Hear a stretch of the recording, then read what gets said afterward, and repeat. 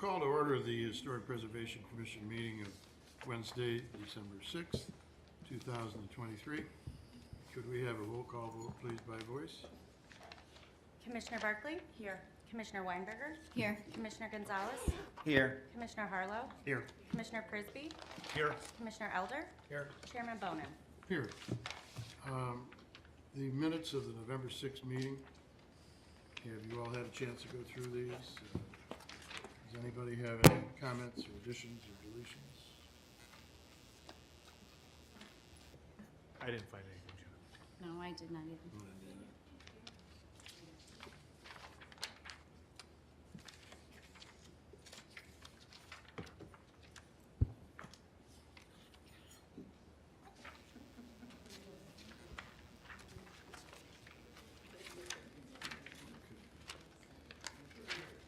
Hearing none, could I have a motion for acceptance, please?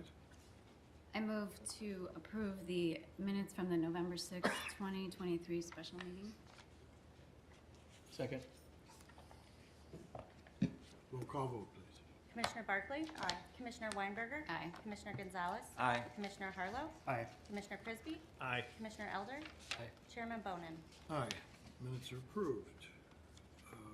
Okay, our first item tonight is a public hearing, case HPC-19-2023 for 425 East 8th Street, seeking a certificate of appropriateness to demolish the single-family home and construct a new single-family home in the Robbins Park Historic District. Would all of you people that intend to speak on this subject, please stand and be sworn in by our court reporter, please. Raise your right hands, please. You and each of you do solemnly swear that the testimony you about here should be the truth, the whole truth, and nothing but the truth. I do. Thank you.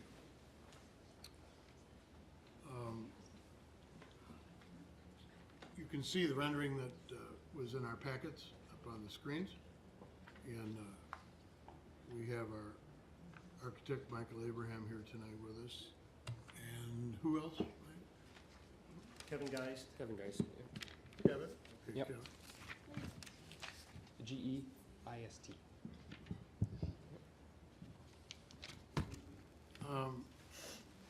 Maybe before we get started on this, those of you that took the time to come here to the meeting and want to be heard, I think I'm going to open this up with you first, if I may, so we can hear some comments from you, and then we'll talk to our gentleman here about the house, and then we'll get into our deliberations.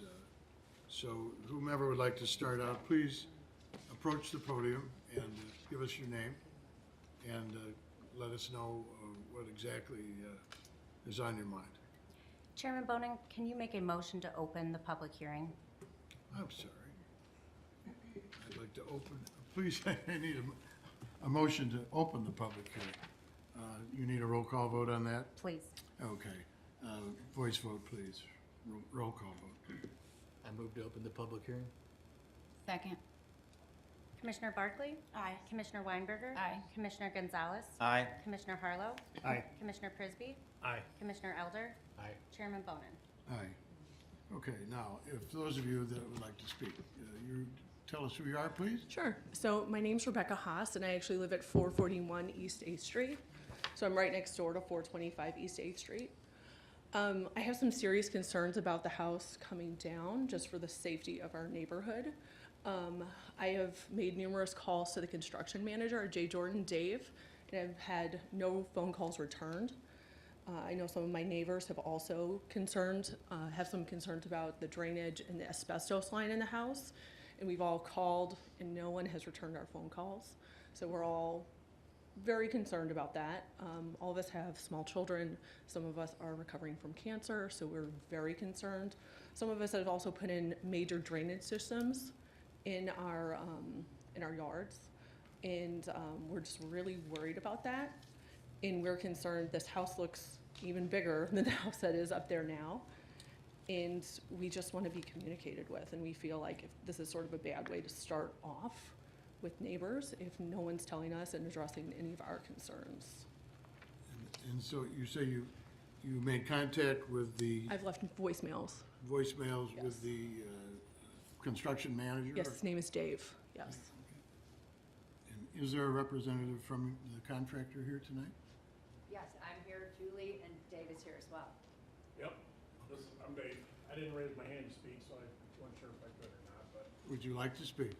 well, yes, I'd be happy to. Why don't you come and we'll swear you in? All right, That'd be great. right up to the podium. Sure, thank you. Right.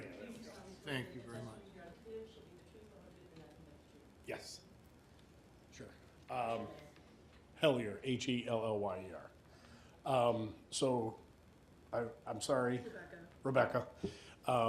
I am not aware of any calls that were made to me. I have no track of voicemail on it, so I'm not sure what number you were calling, but, One on your card. okay, so I don't have that I'm not saying you're a liar. I'm just saying that I don't have any recollection of it. Okay. And I don't have any voicemails that would back that up. So I'm always happy to meet and discuss it with you. But please try to reach out to me, shoot me a text, something like that. I make myself very available for things like that for sure. So that's all I have to say about that. Could you address actually the asbestos and what's gonna be done with it? Yes, I can. We tear down the houses and we follow the guides and codes that are given to us by the municipality. And that's exactly what we adhere to. Julie, do you want to, are you wanted to speak? I don't know, I don't really have anything to say. Okay, fine. Yeah, okay. All right, thank you very much. I appreciate that. Thank you. Who else would like to approach the podium? I'm Kathy Moran. Do I do this or what? Swearing? Were you sworn in? No, I wasn't. Oh, raise your right hand, please. You do solemnly swear that the testimony you're Yeah. about to give shall be the truth, the whole truth, and nothing but the truth. Yes. Yeah. And could you make sure you use the mic? Sure. So What's your name? Kathy Moran. M-O-R. And yeah. Look, it would take a week to uncover all of this baggage with what's happened to our lovely town. I grew up here. I was fortunate enough to grow up. The Harlows, the Bonans, the Sextons, the Napletons, the Elmores, and so on. And what we clearly have seen is a decimation of property here in town. And I know there's codes and so on and so forth, but one of you should have been responsible for what happened over on Woodside and 6th. That is truly a disgrace that somehow a garage was being able to be built in somebody's front lawn. Now, I realize it wasn't their property, but where are the rules? We are the poster children for what not to do in a village. And, what's interesting, too, is I've been around long enough, you see these young people come in, they build their Taj Mahals to themselves, and then all of a sudden, 3 years later, didn't realize there was property tax, didn't realize that it was going to cost me $80,000 just to exist here every year. And you know what? Then they move out. And then the house sits, and then it goes on the market for $3 million less than what it was built. And it's just a disgrace what we've allowed to happen to our lovely town. You can still go to Lake Forest, and you can find a lovely frame for, $600 within walking distance of town. You can go to Winnetka, where Sherry lives right now. It's still sort of those of us that grew up here, our parents started either in Clarendon Hills or in Hinsdale in a smaller home. And once they were able to, they moved up and they graduated. Right, John? Anyway. And we all lived in our forever homes. And that's what we're all about, having a forever home, where a family is in there for 30, 40 years. I was raised with 9 siblings. And you know what? It's still our home. And it's like the Sextons, it's still their home because they raised 8 kids in that house. And so and also, let's not even talk about the architecture. My God, it's one big fishbowl after another. And we know when I was a kid growing up, the west side of town was just completely the post-World War II Sears, prefab homes. And I go over there now, and every street has been knocked down and built on. But what it doesn't allow is for people to come in as an entry level. Our parents were able to come to Hinsdale because there were entry level pricing and entry level homes. That is no more. We've created an elitist society, and that's not right. So that's all I have to say. I don't know what rights we have, but by golly, this house is, this is the last house standing, and if this goes, shame on all of you. That's all I have to say. Thank you. Anybody else like to approach us?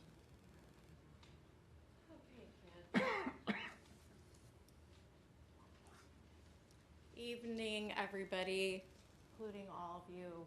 I'm Sherry Sexton McNerney. I'm not hearing your Sherry, S-H. ARI-SEXTON, McNerney, McNerney.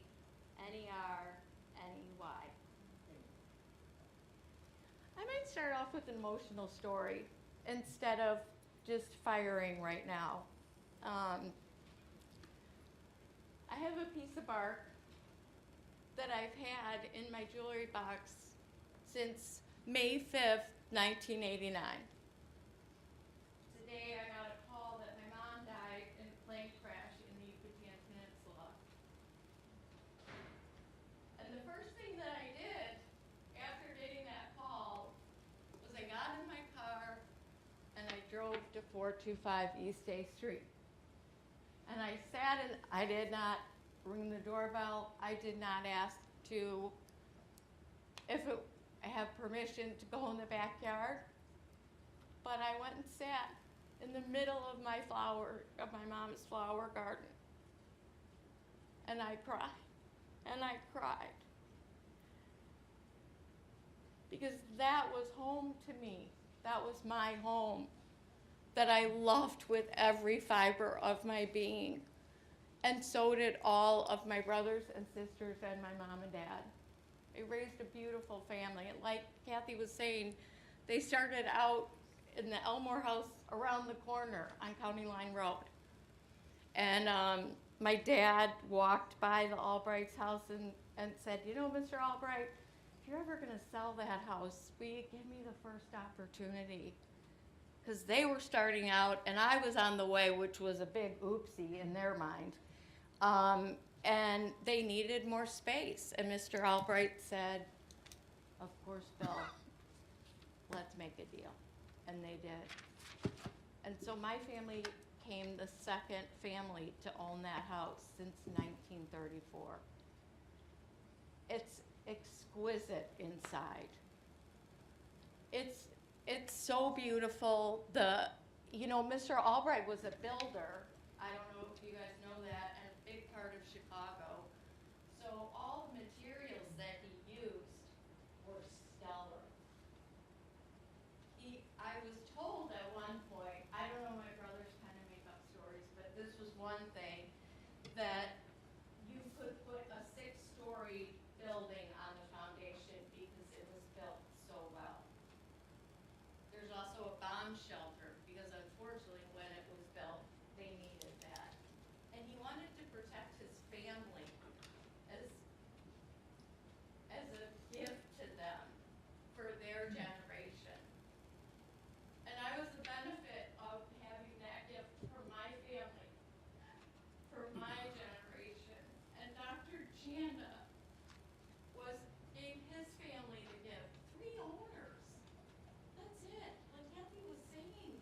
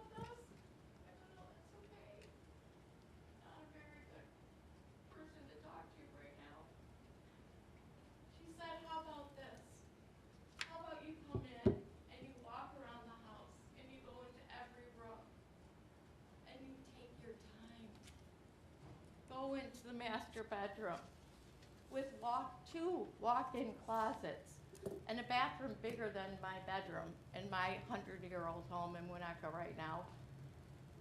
That a linen room, a quarter for help that can go down the back stairs, a laundry room on the second floor. We know that took time to figure out in homes. So I did that. I went room to room, and I remembered all of the shenanigans, you guys, that we had in that house. And we had a lot. There was even a laundry chute, 1934, that went down to the basement. There were a few animals and myself that got kind of tried to be put down there, but I don't know. I'm sick about this. Not only because it was my house, but a flat stucco glass building. Can I ask Really? a question? Can I ask, is that not proper? Do you guys mind going closer to the microphone? I can't hear it. I'm sorry. Oh, I have one question. Can somebody who wants to buy that house trump a builder? That's my question. I mean, if somebody wants to come in and buy the house and maintain the house and do the house, whatever they want to do in the inside, but keep the house, why can't they trump a builder that wants to come and tear it down? I think the simple answer is the house is sold to the present owners, Cantalupos, and any decision or any consideration of such an idea would have to be presented to them. But John, why wouldn't you have a 60-day period whereby if there is a potential buyer, that they can actually overrule a potential tear down? We've tried for a better part of 18 years to come up with a procedure to slow down. I mean, oftentimes teardowns. people don't even know about these until they're done. I saw Dave Elmore out in Palm Springs last year, since he's since passed away, one of the all-time greatest guys in the world. He hasn't lived here for a long time, but he said, had I known what they would have done to that house on 4th and Oak, Pillars on the Hill was the name it was given back in the early 1900s. He said, Kathy, I would have bought it. I've heard that. So, that's my point. So I think that should be evaluated, so anyway, but, and these were happy homes. We had wonderful, happy homes. Our families had values and we were there for, 30, 40 years and so on. And there's just, the turnover is ridiculous. Anyway, so that's all I had to say. I guess to piggyback on that,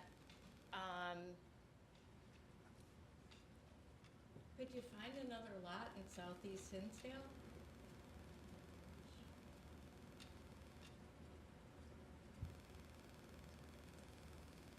That you don't have to tear that down? Could you find another lot?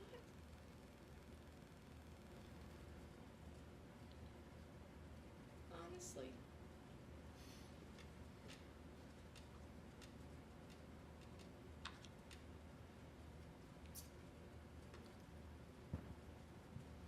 I know there's lots you could build that on. Go out to Oak Brook, go out to Evans Road. No, if Southeast Hinsdale is what you want, that's what you want. We all know what we want. I went through all those schools. I know what it is. I loved it. And I put 5 kids of my own through Winnetka that's the same line. Crow Island, Washburn, New Trier. I know what it is to do that. So, just another lot. They're out there. They're out there.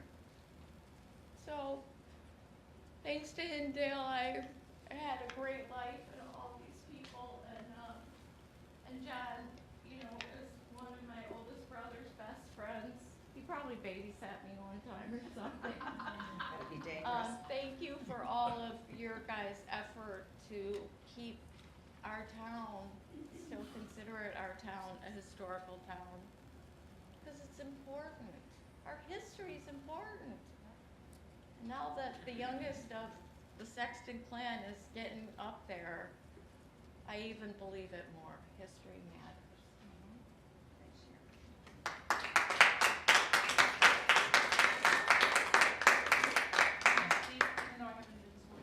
Come over here, please. State your name. Julie Driscoll Elmore. So I am married to Doug Elmore, whose house was torn down at 4th and Oak. When I was dating Doug, we got married later in life, it was considered one of the 25 most beautiful homes in Chicagoland, including Lake Forest and so on and so forth. I understand it was so large that today's families couldn't understand how to use that living room, how to reinvent what it is. But the reason I'm here tonight is to support, Sherry and Kathy and Mimi, but also to let you know, I grew up in Ohio, and I like your architecture, but the reason people move to Hinsdale is they want to have a lot of old homes mixed in with the new homes. If you keep on tearing down the precious gems, then you've devalued the entire town. So please consider that. Thank you.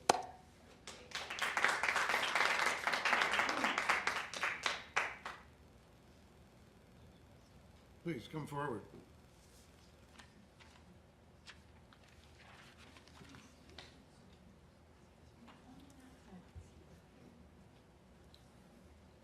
Please state your name for our recorder, please. Debbie Bossy,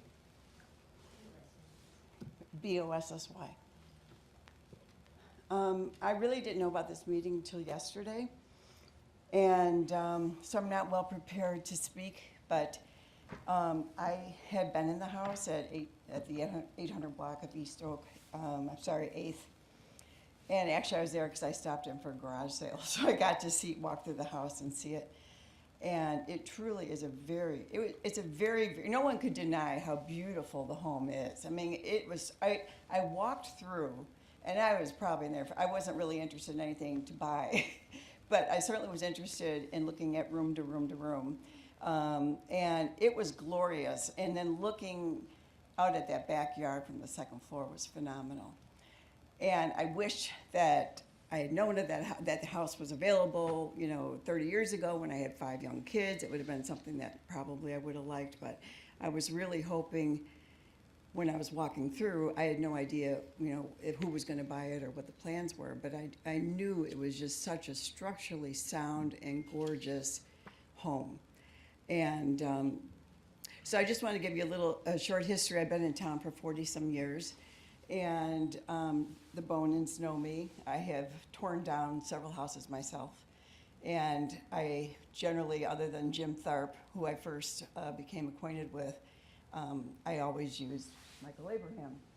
I think Michael's work is phenomenal.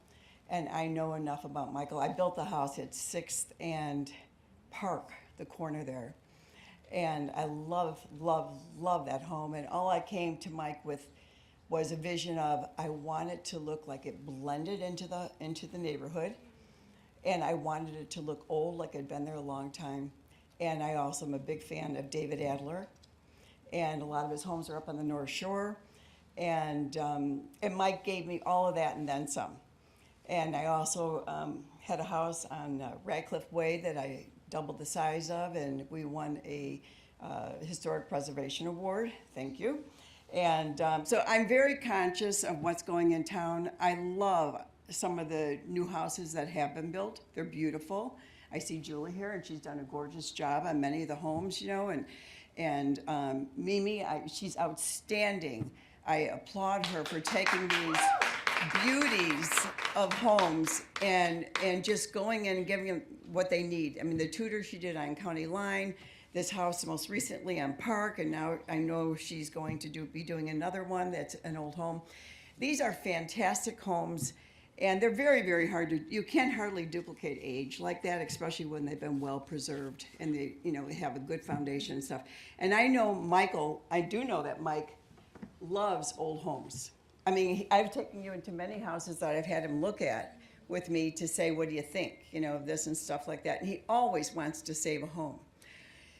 I can't speak to whoever the buyer is of the land. I don't know anything about who it is. I don't know anything about where the project is at. I can speak to the fact that that house is extremely special, and it's one of the few darlings that are left in our town.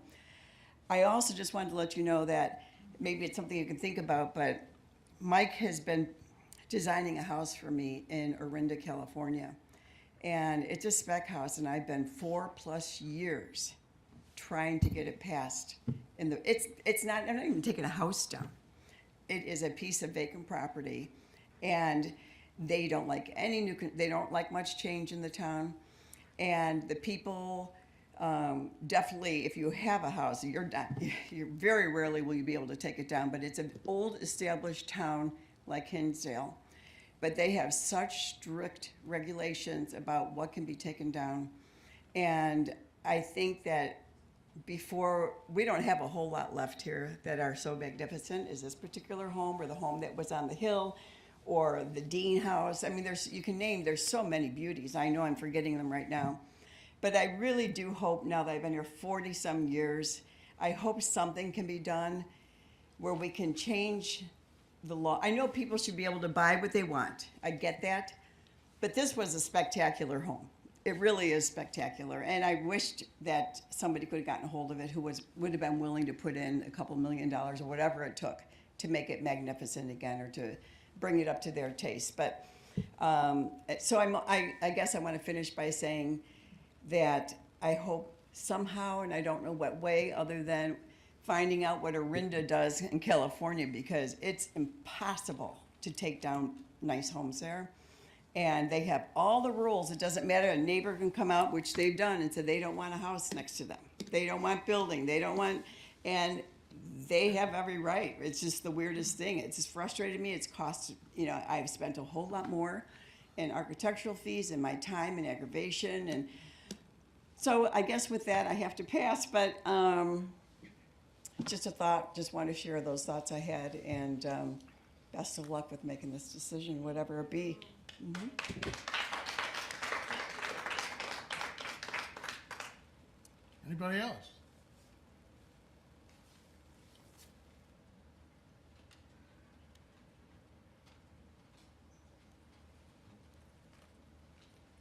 Please state your name for the. Hi, my name is Marina Frizzalone. I live at 740 County Line Road, which our backyard backs up to this property.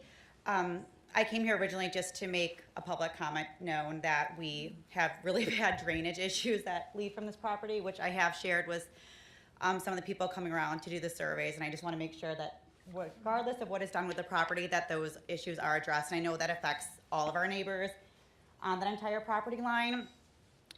But hearing all of these statements just does lead to some questions, because we are neighbors with the property. We've clearly stayed abreast of what's going on with the situation. And we actually did know we know the Cantalupos. They're a very nice family. Their kids go to school with our children.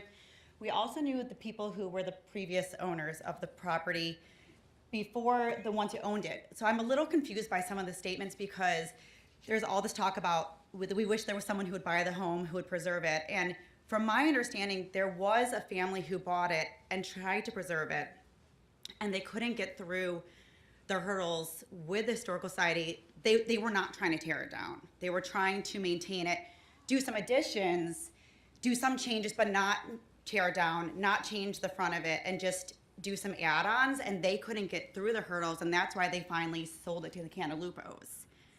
So I'd love just to get some more context to that. So yeah, but I know that the plan for that was not to tear it down. It was just to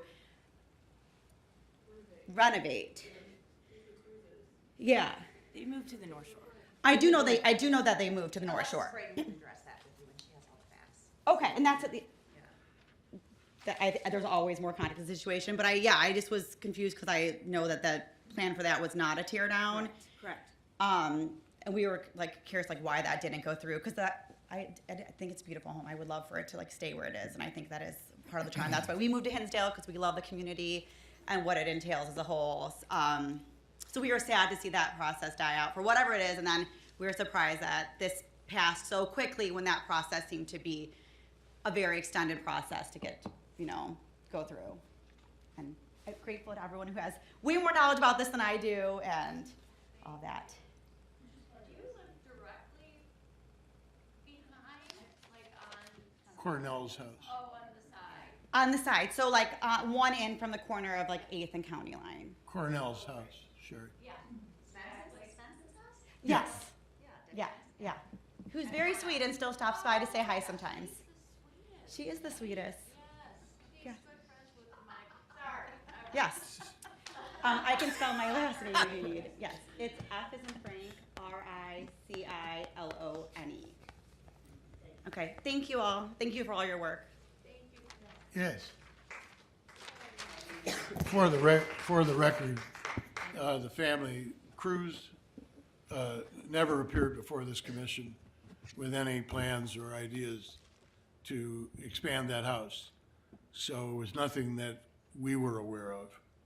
I don't know who they spoke with. Perhaps they were down at the village talking to the folks down there as to square footage and things, but before anything would have been done to that house, it would have had to have had a hearing here. We were not aware of that. Thank you for clarifying that. And like I said, I was not aware of all the information. I just. Yeah. There were other people that offered to buy the house after those people, though. Actually offered more money than the people that bought the house.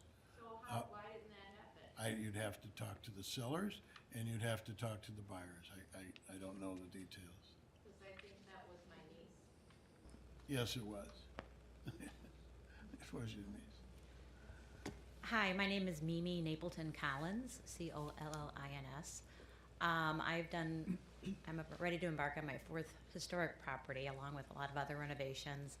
I am a broker as well, and I've been through the house recently, and it is spectacular. I tried to bring in a buyer who wanted to buy it, and it was already gone this last time. I don't think it's a knockdown. I think it's a wonderful house. Like every house, it has issues, but I think it can be fixable. The property's incredible. I don't know what else to say other than I wish that somebody would save it. I think there are people who still want to save it. I respect Mike Abraham a lot and Julie Lau, and I don't know the new owners, but it's really a special home, and I hope that somebody can change their mind. That's all I have to say. Thank you, Mimi. Carl? Getting warmed up? Hi, I'm Carl Curry, and we live at 740 South Elm Street. We've known John for a long period of time. And I'm listening to this discussion, and it's reminiscent of a discussion I was part of like maybe 6 or 8 months ago when another house was torn down a couple of doors from where our house is. And we've got the same thing going. We live half the year up in Door County, Wisconsin, and we're on a small street in Fish Creek, Wisconsin. And we had a street that was a historic street, and Wisconsin wanted to designate it a state and then a federal historic street. It only has about 40 houses on, and that was in 1996 or 97, I think that was Cynthia. And literally what's happened in that time frame since that period, primarily over the last 10 to 15 years, we've had a lot of these homes built. Old homes knocked down, and they've been replaced by these style, kind of similar style homes as these. And everybody's up in arms, and everybody wants to do something about it. And people are really disappointed because one of the reasons a lot of people come to Fish Creek is to drive on our street and see these old homes and get a feel for what water houses were back in those days, and the fact that it was kind of a uniform, just aesthetically, I'm very pleased. And the other thing about the houses, they all sat on large lots. So the lots were right size for the size of the homes. And you had this gracious feeling that there was a tremendous amount of greenery that was associated with this, and that was important to people. And we've gotten away from that as well. Besides the type of the architecture, we've forgotten how important our landscaping is, the size of it, and how it fits the property. But the one thing that came away from me tonight was, I listened to this again, as I said, is that there's something about the process here that suggests by the time we get here, we've lost the opportunity to bring change. Everybody's sitting here and saying, well, can't we still do something at this point? Can't someone come forward? Can't we do something and orchestrate something here as an opportunity or an option? And I think if you were going to do that, you'd almost have to get much further out in front of this train than we are today. And I don't know what all that means, but before a house is closed and before we have plans for construction, before we're going to have the bulldozers ready to tear down, something's got to happen, particularly as it relates to these valuable historic homes, to get way out in front of that, so that we aren't sitting here with what tonight is a fait accompli, isn't it? I mean, for all practical purposes, it's going to happen. So I just feel like, having listened to this now a couple of times, it sends a message to me that there's something in the process that's got to materially change here if we're going to save our great homes. So I just offer that. Thank you. Having been a part of this for the better part of 20-something years, and feeling exactly the way Carl does, I can only say that it has to do with our scheme of government. And we have recently rewritten a section of our preservation code to give incentives to people to work on their older houses. We give zoning relief, so you can put the family room on the back now of the older homes. We give back a portion of the village's real estate taxes back to the owners. We give permit relief. There are all kinds of carrots, if you will, that we have finally written into our preservation code. So from that standpoint, we've finally made some progress. It's taken us the better part of 4 years to get this codified. And it's just the way government works, I guess. The other part is we're not home rule. We're under the Illinois statutes. Home rule is a double-edged sword. Because we're not home rule, our Preservation Commission here is advisory only. Our Plan Commission in Hinsdale is advisory only. We cannot deny someone a permit to tear down a house and have it stick. We're in the process of rewriting that portion of our zoning code. I have the draft on my desk now. I suspect it'll take another year or so to get codified, but don't think for a moment that those of us who love Hinsdale and think very strongly about all of our traditions and our architecture, don't think we haven't tried to slow this tear down phenomenon down, because we have. It goes back over 20 years, back to Joyce School. We've just been thwarted along the way for some very valid reasons, but certainly not for want of an effort. We sit here every month and have hearings and listen to these stories, and time after time we'll vote unanimously against tearing down a house, and everybody nods their head and says thank you, and then they go downstairs and get the permit to knock it down. So it gets down to the governmental scheme. It also gets down to the will of the people. It gets down to the fact that, you know, I've lived here since 1946. We're generational.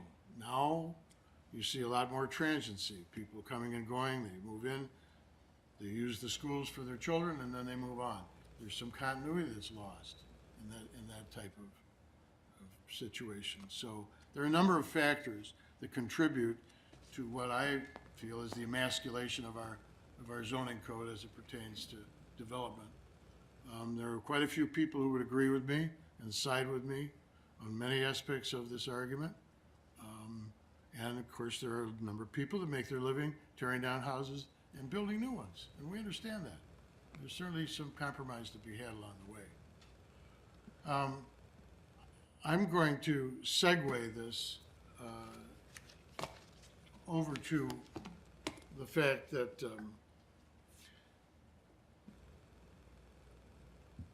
in the past, Michael Abraham, who I've worked with a lot and feel is an excellent architect and guy, by the way. In the past, Michael has always come before us, this commission, with projects early on so that we could discuss these projects. Maybe have a little input, maybe try and understand something a little better. Usually it was 1 or 2 or 3 sessions before we finally were asked to look at final plans and cast a vote as to whether or not we were ready to approve them for a certificate. In this case, that was not the case. A few days ago, we were given this packet that we get prior to every meeting. And in the packet were a complete set of drawings. We had a rendering that you can see up here. And after studying all this, it became very apparent to me that the plans, as they're submitted, they can't be built as they're designed in the historic district, because the home is, well, to quote the zoning code 14-5-2, the house is not compatible with the architecture styles, the design standards, and the streetscapes within our historic district.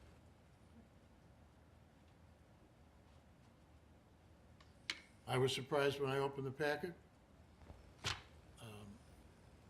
think anybody that's familiar with our procedures and everything realizes that this was a sort of a fast track for whatever reasons. When I looked at the rendering Friday, I believe it was, one you can see up there. Yeah. The angle of the rendering was such that it diminished the importance of this center section that appears to be a glass bridge or something. And upon a closer look at this, I realized that that this house, there's no way that this plan can be built in the historic district according to code. I realize that there's been a lot of time spent on this project on Michael's part, and certainly with input from his owners. But be that as it may, I'm not inclined to review the house or the plans tonight because I don't think they fit with our zoning code. It's about that simple. So if you'll indulge me, the fact that we are not going to review this house means that we don't know what's going to get built if the present house is going to get torn down. And our code and our procedures dictate that we can't talk about tearing a house down until we know what's going to get built on the lot once we tear it down. So in the absence of being able to review the house and know what's going to be built there, we also will not be discussing tonight the demolition permit of the house.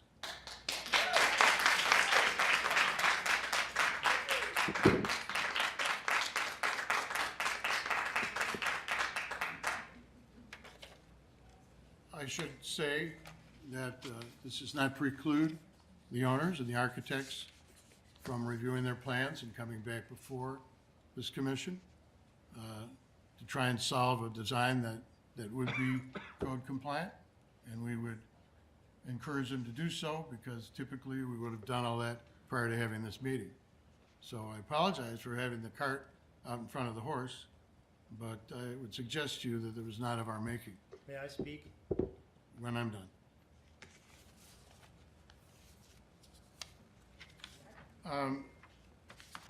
On that note, I'm going to close the public hearing, and then we can have further discussions if we choose. But I'd like to speak on the record. I'm not done speaking, please, Michael. As a final point, as long as we're dotting our i's and crossing our t's and putting the cart behind the horse, I want to take this opportunity to admonish the owners of that house and the contractors and anybody who's involved with that house that winter is soon going to be upon us. And with winter come a lot of problems. I understand the house is vacant, and so I have concerns about heat, light, power, regular visits to that house. I've had too many occasions in the past, in the recent past, where, whether on purpose or by chance, owners and contractors have gotten over their skis and begun to demolish houses or take heating units out of houses, allow deterioration to occur. We call that demolition by neglect in our world. And that is something that this board will not tolerate, and this village will not tolerate. We've discussed this at length with our board of directors, our trustees, and our president, and we are going to follow everything to the letter of the law. So the present owners, the contractors, whoever has purview to be watching over this house, I want to give you this stern message. We will not tolerate this home being neglected. It's got to be preserved until such time as it's either sold and refurbished or a new design comes forth for somebody, and we go through the process of not only approving the design, but giving a certificate for the demolition. So please do not doubt the sincerity of my remarks. We're very, very concerned about this. Now I'd like to make a motion to close the meeting, if I may, please. Are they going to be speaking? They may speak after the hearing. I can't think they think should of speak anything. during before you close the hearing. I'm sorry? They should speak before we close the public hearing. All right. Yes. Then the remarks evidently will be germane to the hearing. They should still speak before the public hearing is closed. Okay. Michael? I'd just like to address a couple facts. One, there are rules to get to this meeting. We followed every rule there is. I just want to state for the record, every rule needed to get to this point, standing before this board, where you would make a ruling. I don't know. I'd have to get a lawyer involved to know whether you have the right to make a subjective decision like this. This I do not know. Secondly, we applied for and received building permit, zoning review, and compliance with the zoning code. So to say that it does not meet zoning code and cannot be built according to current codes, we have submitted it to we cannot even get to this meeting until we submit for permit formally, like everybody else does. We've been through the process with the village. We've received approval. We could not get to this meeting without approval for zoning. So the statement that it does not meet zoning code is unfactual. Thirdly, in the number of times that I've been before this board, I have only done one preliminary meeting. One. I have not been in front of this board for any other meetings except for the meeting we're here today, for any of the other projects that I have done. So again, I want to correct the record on that. So that we have not done this any differently than any house we've ever submitted to this board. So to suggest that we're doing something quick or any way we've done it differently in the past is untrue. Now, if anybody else can speak to whether you have the authority to close this meeting without taking a vote on this, that I can't answer. I'm not an attorney, but I don't know if that's... Well, as chairman of this commission, I am going to move to close the meeting, and I would quote to you from the village. Per the village code, no permit shall be issued for demolition or new construction of any structure located in a designated historic district without the rendering of a final decision by the Historic Preservation Commission on an application for a certificate of appropriateness. So whatever you have in your hand is null and void because you have not gotten past this commission yet. And you can engage an attorney whoever you wish. Okay, anything else? Anybody else ready to speak? Hi, I'm Julie from J. Jordan, as you know. I just want to assure you that the homeowner, since taking ownership of the house, has engaged my firm to make sure that the house is cared for. Great. Someone visits the house on a regular basis. I can't guarantee that there's not a leak. We're not there every day, but it's on a regular schedule, and we're taking care of it. Thank you, Julie. I You're appreciate welcome. that. Thank you. Okay, may I have a motion to close the public hearing, please? I move to close the public hearing. Second, please. Second. Roll call vote, please. Who made the motion? I apologize. Thank you. Commissioner Barkley? Aye. Commissioner Weinberger? Aye. Commissioner Gonzalez? Aye. Commissioner Harlow? Aye. Commissioner Prisby? Aye. Commissioner Elder? Aye. Chairman Bonin? Aye. Thank you. Okay. Thank you all for attending. Appreciate your concerns. And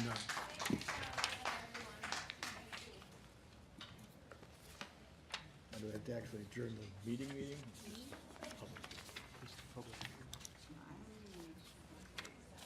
okay.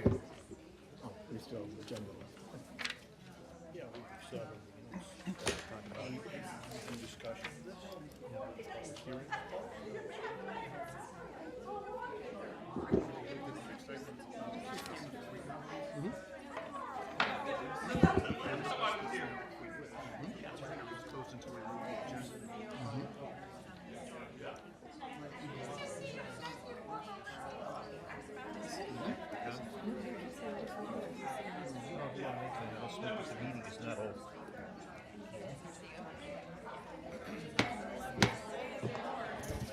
Our meeting will continue. We'll take a 3-minute break. Those that are interested in other business, please feel free to attend. Thank you.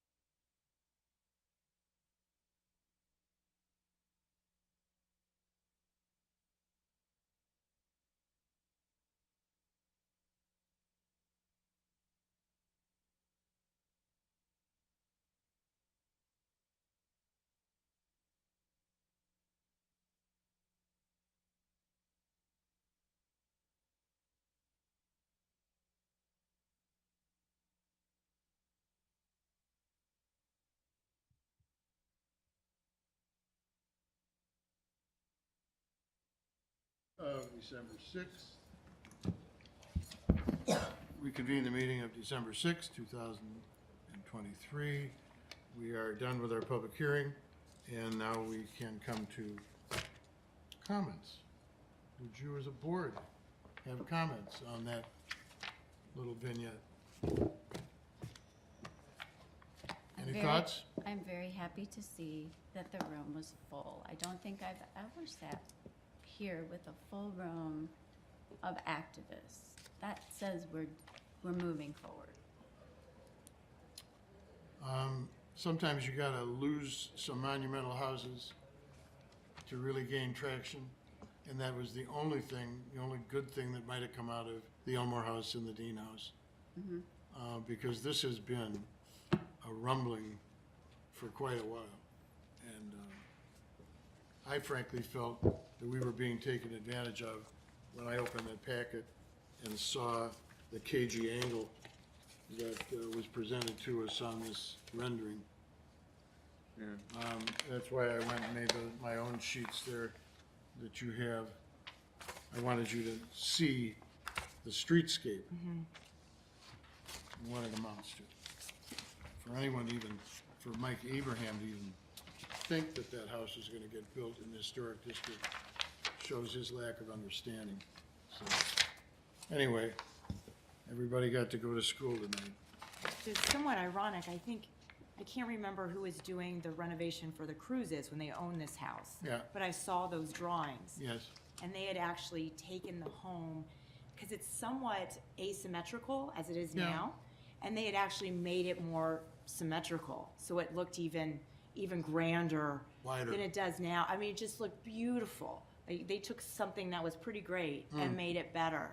And so that makes this even more hard to swallow after seeing what could have been had the Cruises stayed in town and done the renovation that I saw Well, on there were paper. buyers. Sharon's niece and her husband offered to buy the house and offered to pay more money than was accepted by. That's too bad. So there's a little nefarious game going on between certain builders and certain realtors, and they've been preying upon us. And maybe that day's coming to a screeching halt. You talk about a little progress being made, Yeah. right? So now we've got this incentive plan in place. Right. Before we got to that, we were working on Title 14 changes Correct. that would do things that were more of what happened tonight, which is, if for those who recall that were here at the time, you would have to come in front of this group and get the advisory portion of this.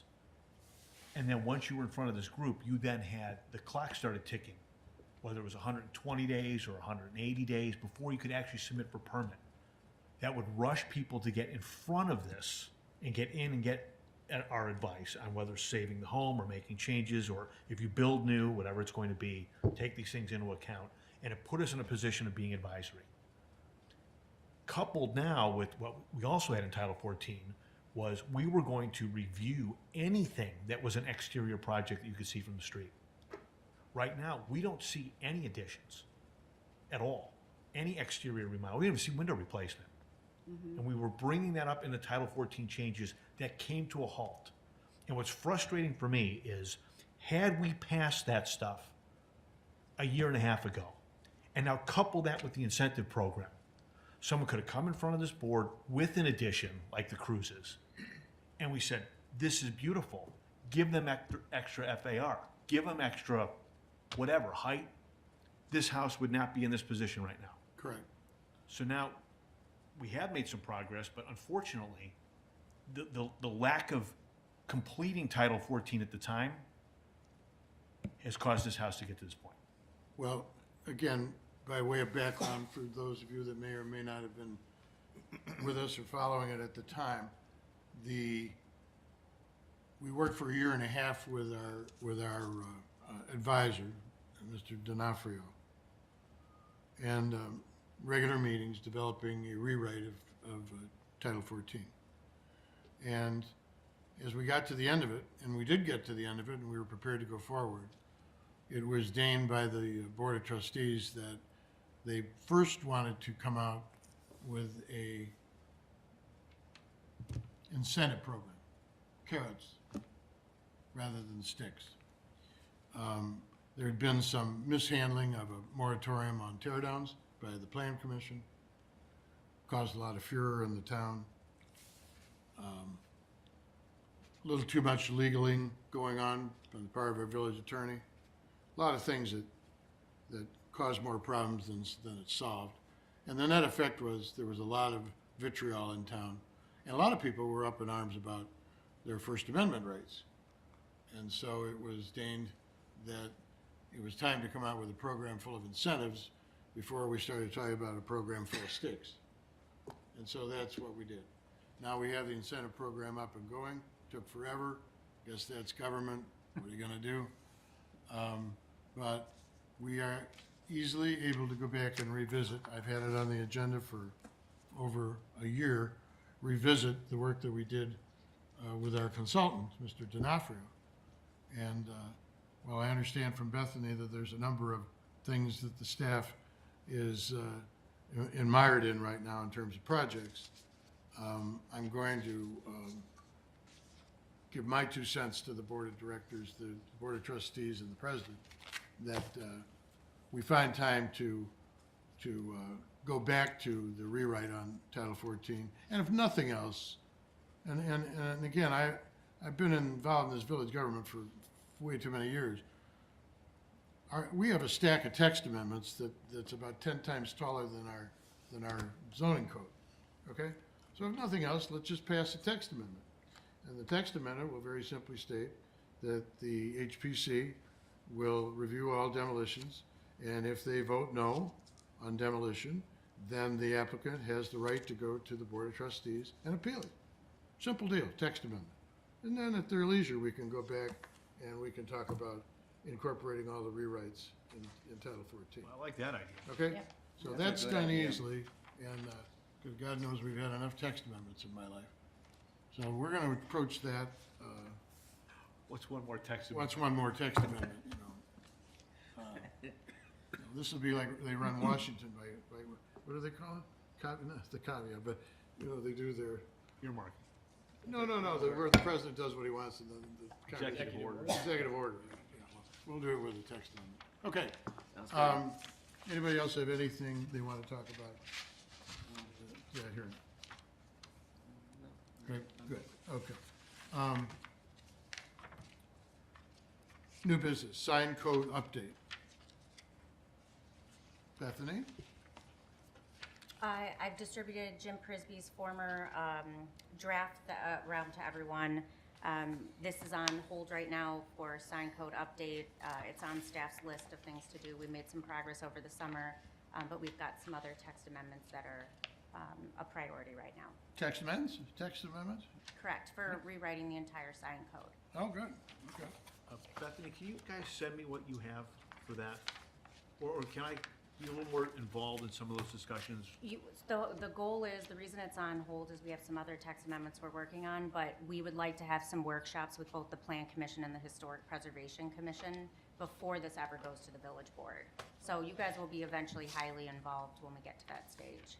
Right now, it still needs a little bit of cleanup. The last version didn't address a lot of things, and my hope is that the guidelines that you were creating can just be codified as part of the code.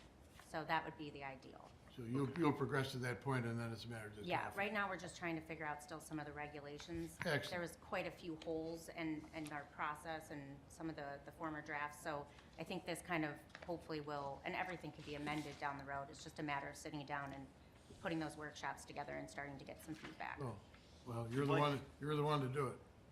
If you'd like any extra set of eyes on that while it's in process. I would at Please some reach point, out. yep.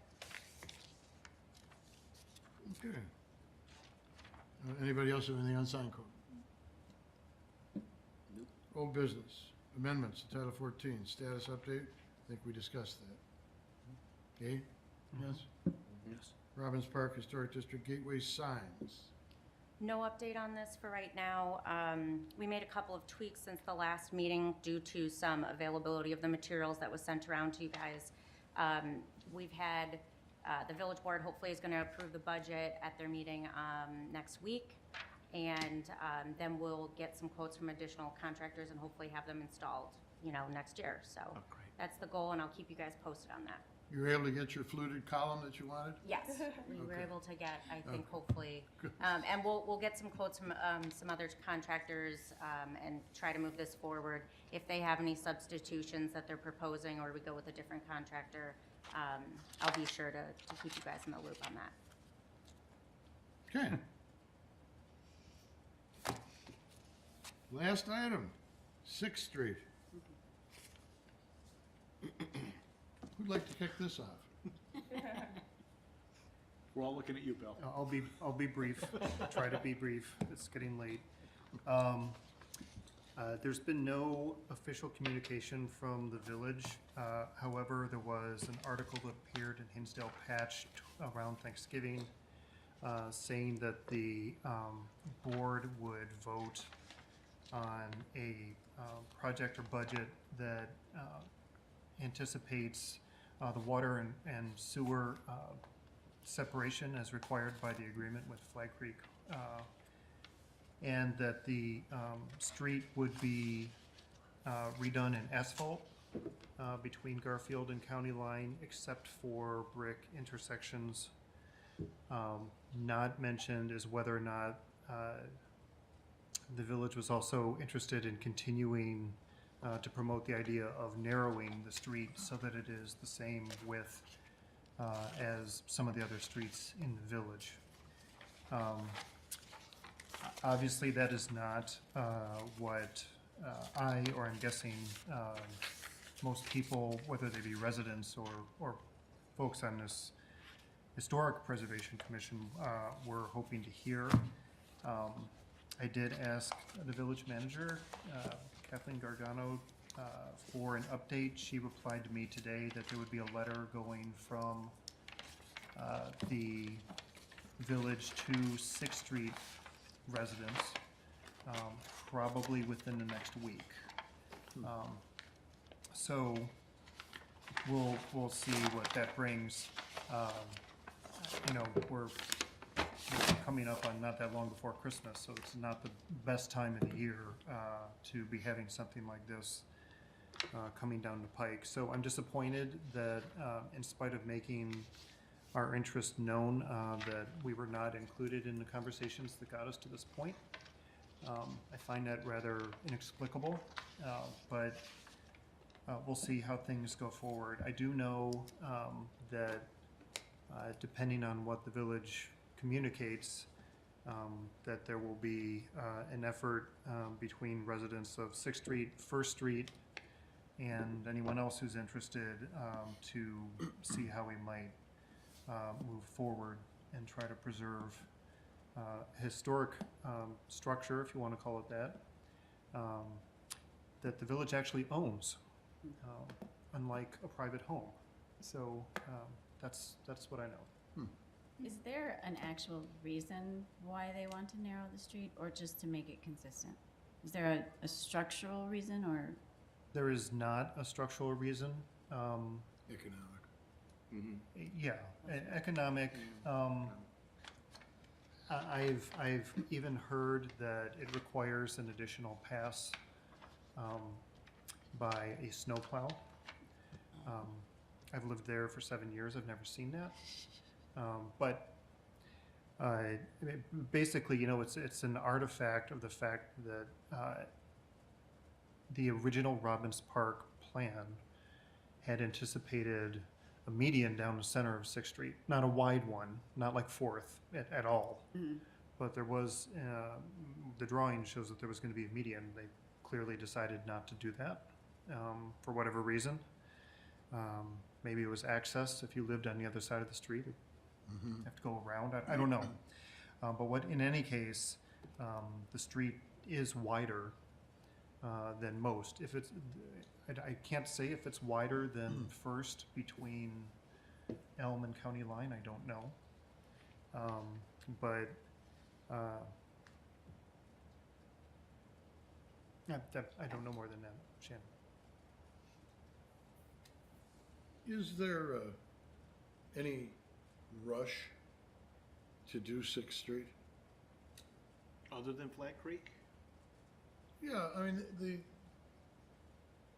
time schedule of Sixth Street, what are the drivers for I that? thought the Flag Creek changes in separating sewer and That's the sanitary driver? storm. I thought that was the timeline for that. I thought it was the driver for this. Okay. And what is the schedule for that now? Talked to the wrong guy. No idea. I'm not sure either, John. I know that the village either has or has contemplated either receiving or asking for an extension with Flag Creek. That was based in part on budgetary considerations. When the infrastructure master plan was first passed back when I was on the board, Chris, you may have been a part of that too. That was prior to, as I recall, that was prior to the Great Recession in 2008. So there've been some economic events that have come along that impacted. You may remember that we actually put, we had at least 1 year where we put all of our projects on hold regarding the infrastructure master plan because we didn't have the revenue in terms of the budget. So that's all by way of saying I think that there's been some flexibility. I don't know, as we've talked about before in this venue, if there are any considerations regarding any grants from DuPage mayors and managers or the state, anything else that may impact this. I don't know. I'm hoping that some light will be shed on this. I mean, we've been talking about this for a year. I'm cautiously optimistic that since whatever powers that be seem to have decided that there's actually now a budget proposal, then maybe we'll start to get some answers. I see this as a real tipping point for some of what we're doing here for the whole historic district. In that we're trying to promote preservation of these houses. And we're creating this groundswell of people that are really for this now. And to something you had said in a previous meeting, we're asking people to preserve these houses, but the village isn't willing to do it on their own property. And it seems to me that depending on what this final decision is, if they decide to do asphalt and not preserve this and not fix this and not do this the right way, I think we lose some of that groundswell. Oh, well, hey, look, the village isn't willing to do it themselves. Why should we care? At the same time, if it goes the other direction and we go back and we do that street the way it should be done with a brick road and it becomes something this town celebrates, then it just adds to that groundswell. And so I hope the Board of Trustees are going back and listening to this. Yeah, you're right. I don't know if they understand that. That's what I'm trying to thinking. That they don't understand the magnitude. They're just looking at dollars and cents. There's such a much larger picture involved here. Yeah, they don't see that picture, for sure. It's one thing to put up signposts and street toppers, right, to let people know it's a historic area. If we're not willing to put as a village, the time and money in to do it right, to restore that, to do it the way it is historically has been done, what's the point? Well, it really bothers me. The whole thing, like everything, it starts from the top down. If the top doesn't. I think the phrase I like best is lead by example. Yeah. I know, I bought my house in 1975, and First Street was a problem because there was really no substructure underneath. We had no sewers or anything, and the street was pretty drastic. And we were asked to pick up bricks on First Street and take them to the back of our property and store them as they repaired the street. They'd patch things. We never thought anything about it. We did it. I know when we wanted to do Washington Street, I've talked about this in the past. And they talked to the people that lived up on Washington Street and gave them the economics of the long life of the bricks, and here's what they'd have to do to participate. We went through that drill. I don't remember what all the answers were, but this is not a new subject. No. The question is, how can we address a brick street and get it done economically and fairly so that more people buy into the whole concept? Because it's not just money. I mean, it's not just village money. It could be money from people that that have an interest in preserving Sixth Street, be they residents of Sixth Street, or be they residents of the southeast quadrant, or whatever. Town. They should change the route of the Fourth of July parade one year, make it go down Sixth Street so everybody sees. Like that's when nostalgia kicks in, right? Fourth of July parade agree. goes down It's a First great Street, idea. but send it down Sixth Street. It's a great idea. People would love. I mean, that gets buy-in, right? They want that It's a great idea. to live in a town like that. And I would think that people that live off Sixth Street, that live on North-South Streets that come into Sixth Street, Well, yeah, but I mean, you're not that just- brings them to Sixth Street Yeah. over the Fourth of July. Yeah. They see Yeah. why they've chosen this town to live in, and shows it off. Then send it back on First. Exactly. I think that in concept, you're exactly hitting the money on it. We have to come up with something that's got a little cachet to it. Buy-in. And a little vision, and then so we get some buy-in from people. And get, I mean, certainly all these people here tonight got up in arms over the fact that 425 8th Street was going to be demolished. And they don't all live over on 8th Street. So, in fact, many of them don't even live on southeast side of town, so. So I believe that the board is planning to vote on the budget at their next meeting. That agenda isn't out, but as I recall, we've got to do that at the December meeting. And I think that there may be only one December meeting because of the holiday. Again, I'm not sure. 12th? Yeah. Bethany, do you happen to know when the board meeting is? Next Tuesday. The Tuesday, yeah. It's next Tuesday, okay. To the extent that people are interested and/or willing, it might be helpful to have some representation from this. I plan to be there, to have some people come and express their opinions. Yeah, I think we need a few more than just us, because I think sometimes we're a thorn. Yes, so that's probably true. We've been talking with some folks. I know there's some people who are planning to come. I had some email about that next week. Certainly people on Sixth Street, but I think it's nice to reach farther than that. Absolutely. You know, so that you Yeah. get people from different parts of town that see the value in our traditions. Would it So be- let's try and pack the place for the next board meeting. Would it be helpful to submit Sixth Street to, for the 2024 most endangered list? Because that is happening right now. Oh, I mean the Illinois, Yeah. It's, Sure. I don't see the deadline and they'd for come that. up typically, if they would accept that, they'd come up to a meeting.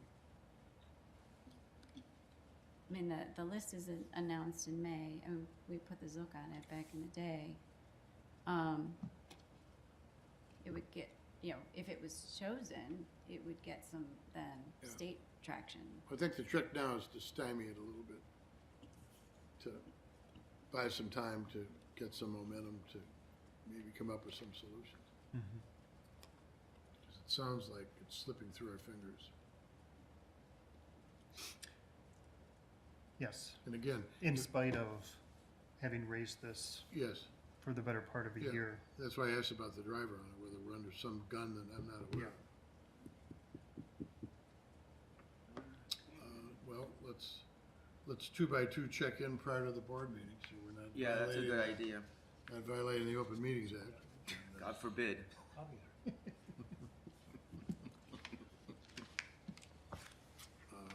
Okay, anybody else have anything you'd like to discuss?